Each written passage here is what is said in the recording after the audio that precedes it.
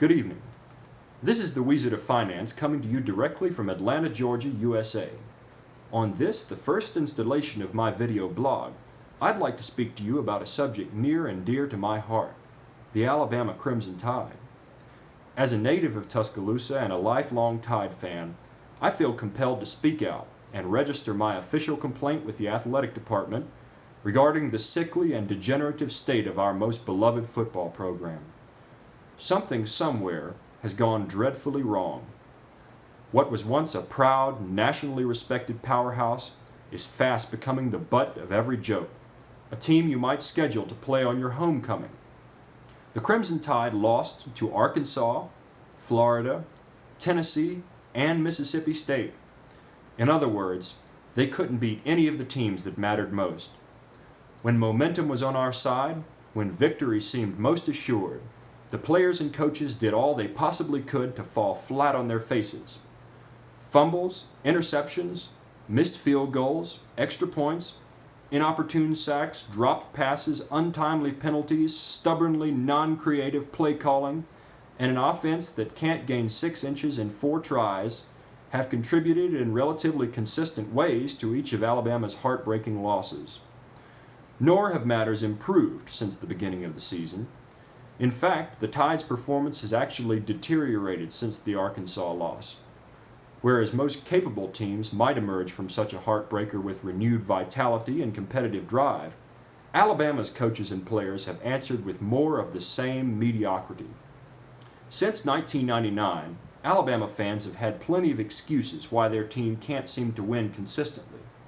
Probation, scholarship restrictions, and turnover in the coaching staff have left the program with no direction, few capable athletes, and a whole lot of losses. And after half a decade of subpar performance, the 2005 season seemed like the beginning of Alabama's reemergence as a football power. Many fans, this one included, had high hopes that 2006 could bring back the days of victories and titles that only the old folks remember now. Yet the Tide is barely hanging on to a 6-6 record. In retrospect, the best explanation for last year's results is that individuals were responsible for most of the wins, whereas the losses were invariably team efforts. Hope has departed many of the Alabama faithful. Those who aren't angry have become either ambivalent or pathetically bemused at the team's inability to win, sadly reminiscent of Chicago Cubs fans. While I don't wish to place blame with anyone in particular, I can't help but suspect much of the problem lies with the leadership. Mike Shula seems to be an upright, capable, and hard-working man, but I don't believe he has either the temperament or the acumen necessary to succeed as a coach in the Southeastern Conference.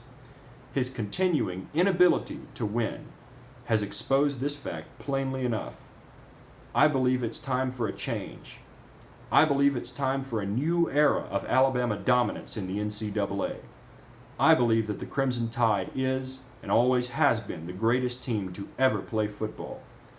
I believe our dream of a national championship is directly within our grasp, and only a strong leadership will get us there. Therefore, I'm announcing my candidacy to become the new head football coach for the University of Alabama. I look forward to the coming weeks as I roll out my campaign and share my vision for the future of Crimson Tide football. Together, we will beat Auburn and Tennessee, whatever the cost. Thank you, Roll Tide, and God bless.